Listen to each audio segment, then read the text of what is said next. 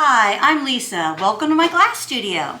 So Nikki and I are out here with my darling little granddaughter who's joining us today. And we have, of course, the minute we get out here to try to tape, a bunch of stuff starts happening in the neighborhood. Birds are chirping, everything. So we're going to tape anyway. Please ignore some of the background sounds that you might be hearing because a neighbor's moving today. And we're just going to make this video. Anyway, the show must go on. I had a class recently, and in class, at the end of the last day, I go over a variety of different things, including the firing schedules we've used during class. I go over things like what makes art exceptional. I go over things like color palette. And what I noticed in this last class, the students really, they perked up when I said that I try to avoid using black and white in my artwork. And they're like, well, that seems kind of strange, right? Well, the thing is, you as the artist have an enormous amount of control over where the viewer looks and how they interpret and react to your artwork. And a lot of that power is through color, how you use it, and where you use it. So I thought it would be a great topic to go over, because a lot of you come to glass fusing because you are hands-on type people. You love working with your hands, you love working with the medium, you love the end result of the beautiful work you can do. But if you start applying some artistic forethought to your pieces, they can be a lot stronger. I try to use white and black with purpose. I try to avoid using them if I can. When I use them, I make sure I use them with purpose and with an idea of how it's going to affect how the viewer will interact with my artwork. So I wanted to show you a few pieces here and kind of give you a rundown on, working with those materials. First of all, I want you to do a test. Next time you're looking at a picture, it might be on your phone, it might be, on a billboard, it might be some advertising, whatever. Squint your eyes. And I want you to pay attention to what pops out at you. More than likely, you're just going to see the white outline or the white shape of whatever is in that image in front of you, that picture in front of you. You're going to see the white. It's going to jump right out. You're going to see nothing else. So white jumps out at you. Oftentimes, you'll notice that in advertising and in writing and in billboards and signage, more often than not, the lettering is white. And the reason for that is because it pops out at you. They want to get their point across, their advertisement across. And so they do it by putting white lettering. Lettering for a billboard for a real estate office, lettering for a doctor's office, lettering on a billboard, all that stuff. When you see that, pay attention. Very often, the lettering is white. Black, on the other hand, so white pops out. You want try this. You can put white, a little dot of white in the upper left-hand corner of your artwork. The viewer is going to go right there. You put a little dot in the bottom right-hand corner, the viewer is going to go right there and look at that white. So you want to use it with purpose.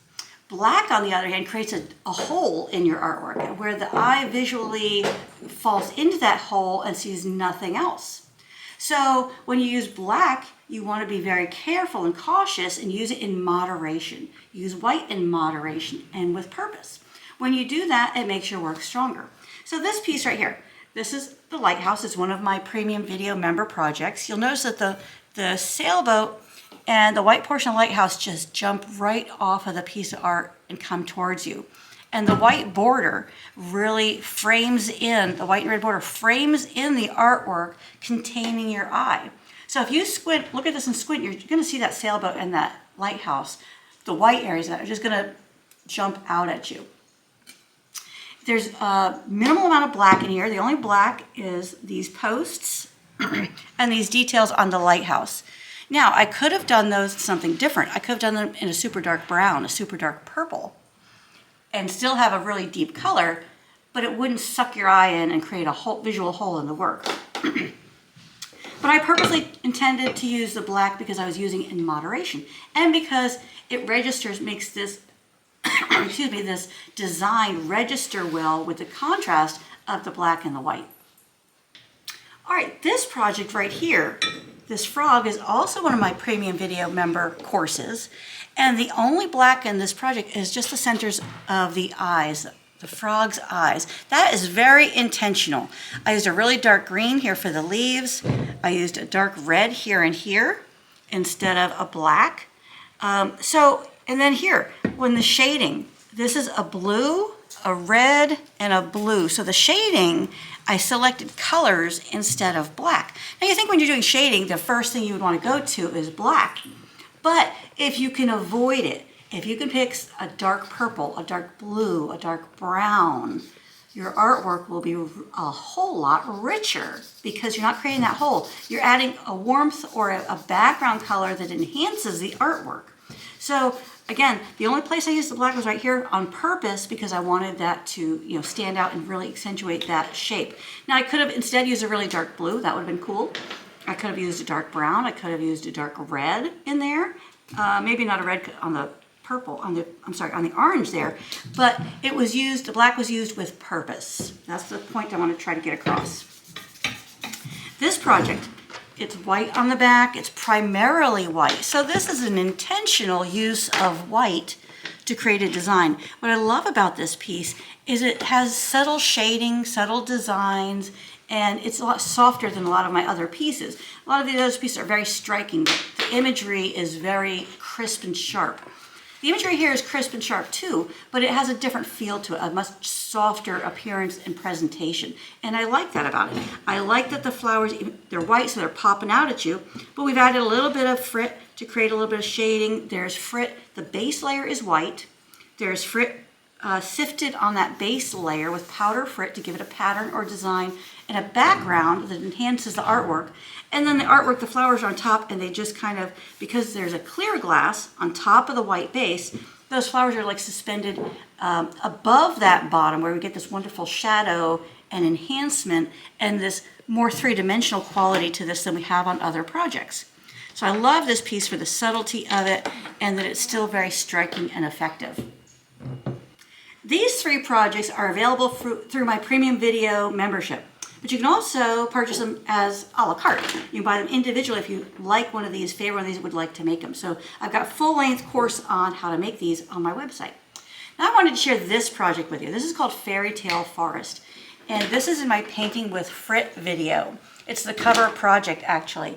And there is this path behind my house in the woods that is so spectacularly beautiful. I feel like unicorns are going to come out of the woods at any moment. I love to go there. I love to walk there. And this is not exactly what the area looks like, but this is what that area makes me feel like when I go there. So this was designed specifically to model in my mind and in my heart what that area, what that walk feels like, and hopefully convey that to the viewer. What I want to point out about this piece is there is no black and there is no white.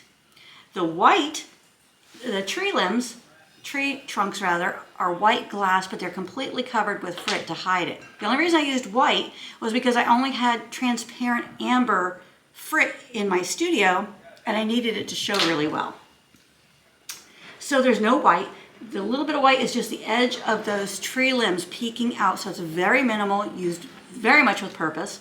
The super dark shadows you see here are aventurine blue, no black.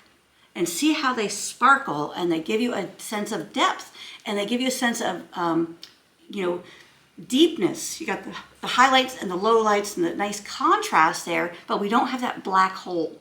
So in this area, this is super dark brown and aventurine blue. Excuse me. Over here, all of these really dark areas, that's all aventurine blue. No black at all. Gosh. Sorry, I got a little tickle here. And of course my water's in the house. It's just gonna be one of those video days. I hope you understand. Chaotic. Yeah, we're here for you. And I thought this was a good topic, so we're gonna carry on.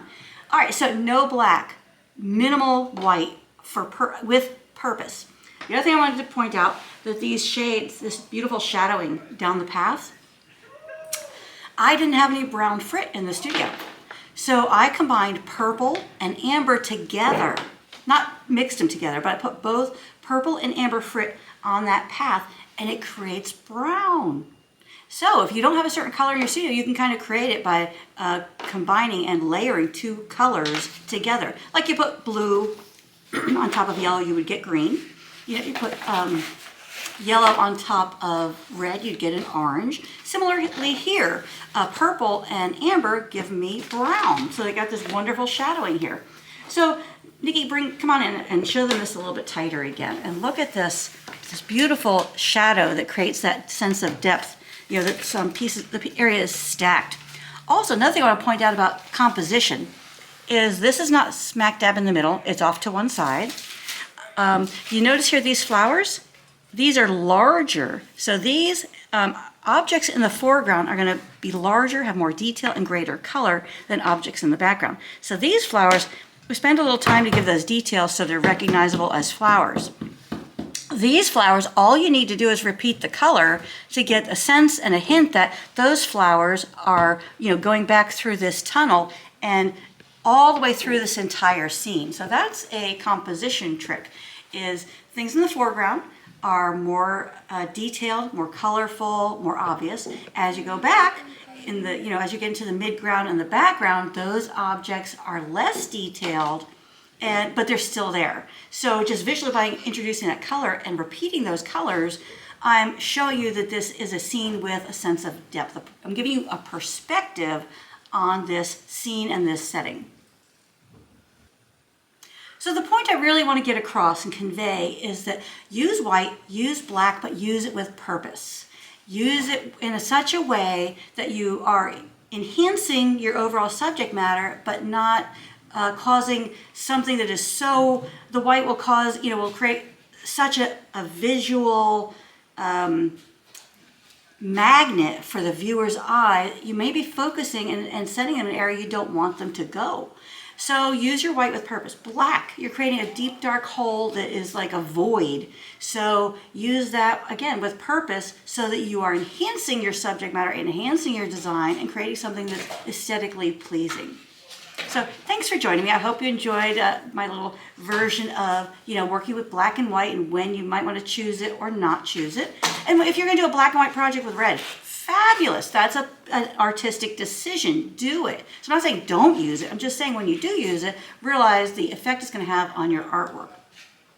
So I hope you enjoyed this little artistic background idea and concept and theory I'm offering to you here today. Thank you for following my YouTube channel. I appreciate you very much. Please like, follow, subscribe, share, comment. We love when you do that, so thank you so much. Consider becoming a premium video member. We'd love to have you. We have new courses coming out all the time. We've got new members joining all the time. Thank you for joining if you've just done that recently. We really appreciate you, and we're looking forward to bringing you a lot more really exciting courses this year and beyond. So until next time, happy fusing.